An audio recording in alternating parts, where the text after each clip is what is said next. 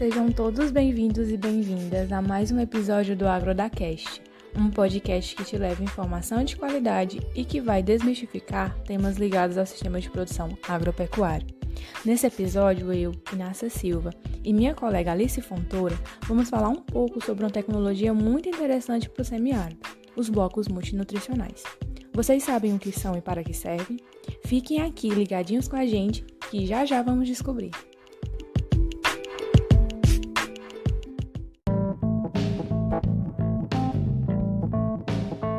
Bom, e como já falamos no episódio 12, onde os sistemas de produção de ruminantes, sejam eles de bovinos, ovinos ou caprinos, dependem exclusivamente da disponibilidade de forragem, o que, devido ao déficit de chuvas na região Nordeste, pode comprometer o desempenho do rebanho através da baixa oferta e da qualidade das forragens, o que demanda fontes de nutrientes complementares. Assim, Alice, para evitar perdas drásticas na produção nesse período de estiagem, algumas estratégias de suplementação podem ser utilizadas, né? Dentre elas tem-se a pastagem irrigada, a conservação de forragem, que discutimos no episódio 12, lembra? E os blocos multinutricionais, que é a estratégia que daremos foco hoje. Os blocos multinutricionais ou nutricionais são utilizados nas regiões semiáridas e áridas no mundo, com a intenção de melhorar o aproveitamento das forragens de baixa qualidade, permitindo aos animais maior ingestão diária, o que resulta em melhorias tanto no desempenho produtivo quanto reprodutivo, além de reduzir os riscos de intoxicação por ureia. Mas Alice, o que são esses blocos e o que há por trás dessa estrutura? Bom, Inácia, esses blocos nada mais são do que uma fonte sólida de suplementação, por formato quadrado, retangular ou redondo, que fornece energia, proteínas e minerais aos animais, para compensar em parte as principais deficiências das pastagens no período seco. E na sua composição deve conter ingredientes proteicos, como farelo de soja e de algodão, fontes energéticas como milho, sorgo ou raspas de mandioca, além do sal comum, do feno de forrageiras, do melaço, os complementos minerais balanceados para cada espécie e do agente solidificante, como a cal hidratada. Além dos concentrados proteicos tradicionais, pode-se utilizar fontes de nitrogênio não proteico, como a ureia. No entanto, seu uso deve ser cauteloso, pois o excesso ou uso incorreto pode ocasionar intoxicação aos animais e levá-los à morte. Vale ressaltar, Alice, que alguns cuidados são válidos, quando falamos dos blocos nutricionais, principalmente quando se adiciona ureia.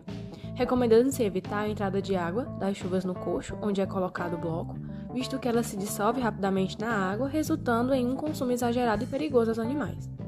E quanto aos ingredientes energéticos e proteicos, eles devem ser triturados e misturados para garantir boa ingestão de cada componente dessa mistura. Se você, produtor que nos escuta, gostou dos blocos multinutricionais e deseja inseri-los em seu sistema de produção, saiba que essas misturas podem ser compradas ou feitas na propriedade, já que diversos ingredientes disponíveis em sua região podem ser utilizados, permitindo que a sua produção não pare em tempos de estiagem.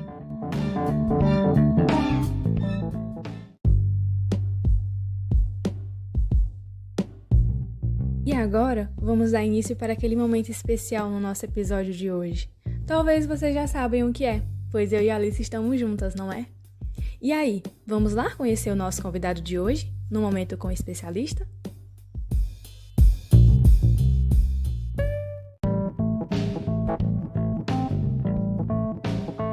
E nosso especialista de hoje é o professor Leandro Torres, formado em zootecnia pela Universidade Federal do Ceará.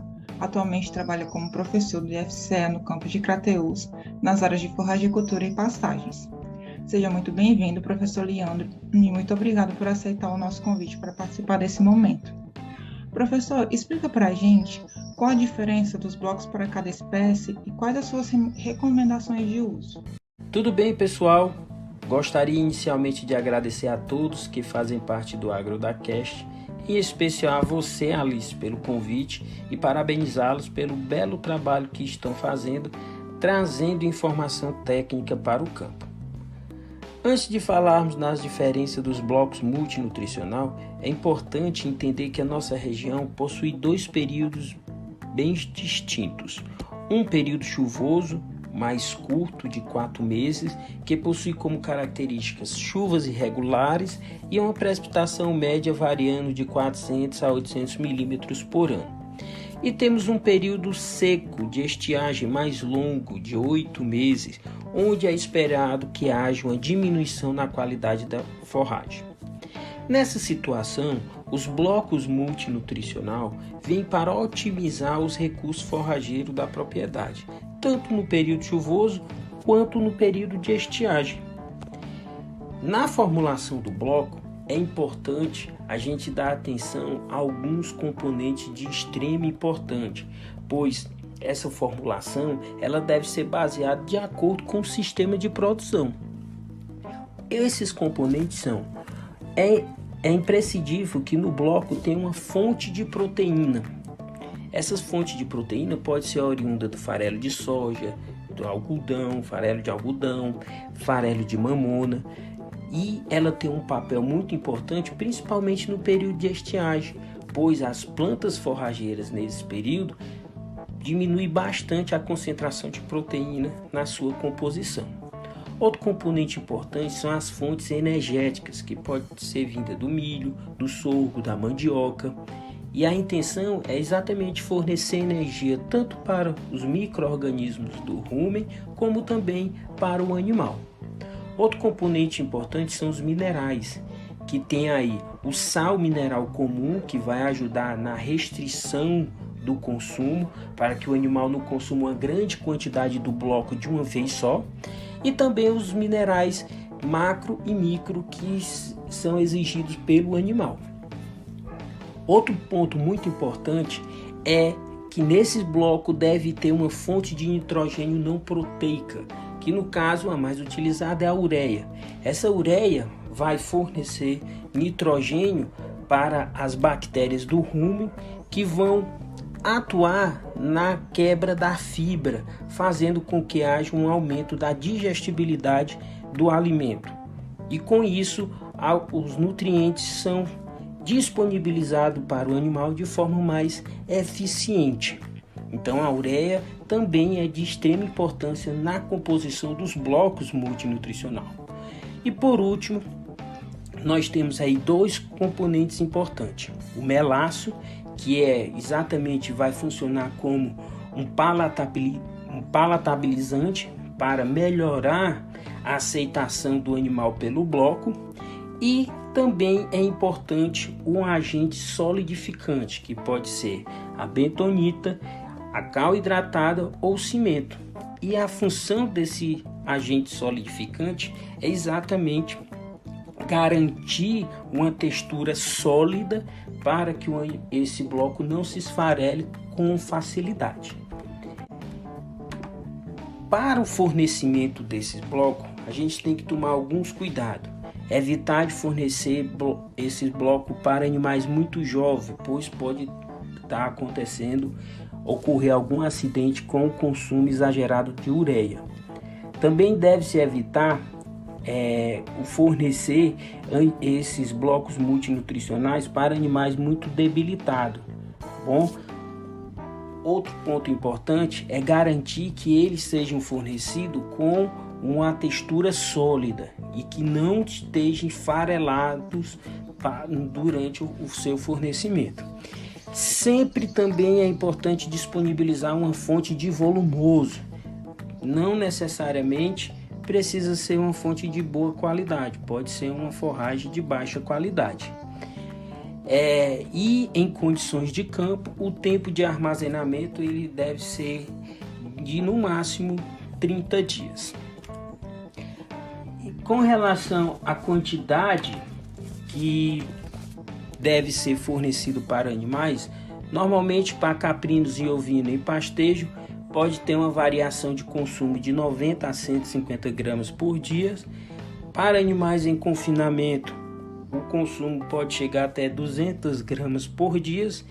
E para bovinos adultos, a variação do consumo vai variar aí de 300 a 500 gramas por dia.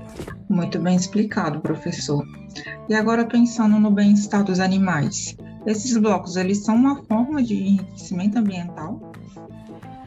Alice, o enriquecimento ambiental está cada vez mais valorizado nos sistemas de produção animal.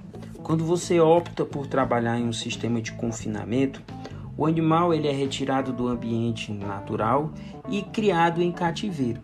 Essa condição pode gerar alguns problemas para o bem-estar desse animal. As consequências podem ser vistas na produção, na curva de produção desse animal.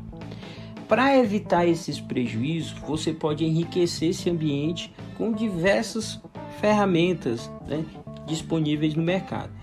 Pensando dessa maneira, os blocos multinutricionais também podem ter esse mesmo papel de enriquecer o ambiente, pois os animais terão contato com esse bloco durante todo o dia e isso vai estar distraindo o animal, trazendo a atenção dele para aquele bloco que está servindo ali de alimento, de um petisco, como se fosse um petisco, para aquele animal. Então, com isso, o bloco também tem esse papel de enriquecer o ambiente e melhorar o bem-estar animal.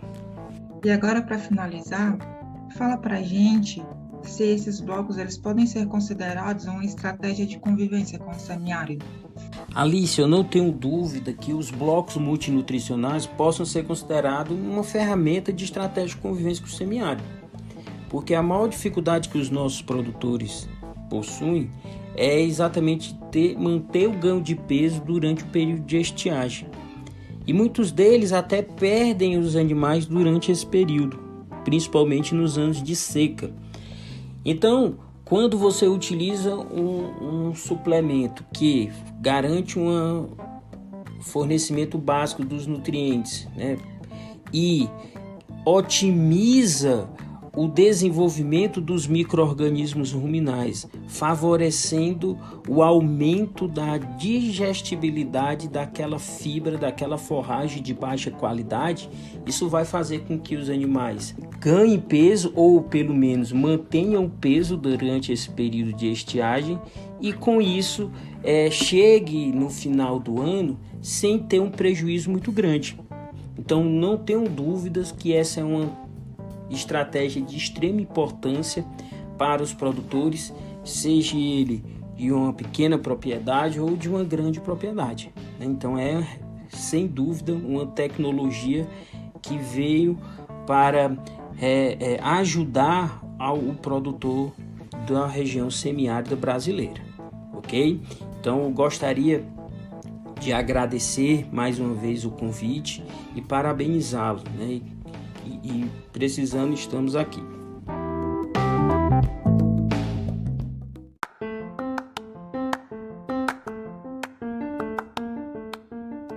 Nós que agradecemos, professor Leandro, pela sua participação. Mas, infelizmente, pessoal, chegamos ao fim desse episódio. Esperamos muito que tenham gostado desse tema de hoje. Aproveite e nos acompanhe nas nossas redes sociais, no Instagram, @agrodacast. E lembre-se que temos episódios transcritos no canal do YouTube. Aproveite para deixar aquele joinha, de se inscrever no canal e ativar as notificações para não perder nenhum de nossos episódios. Um forte abraço!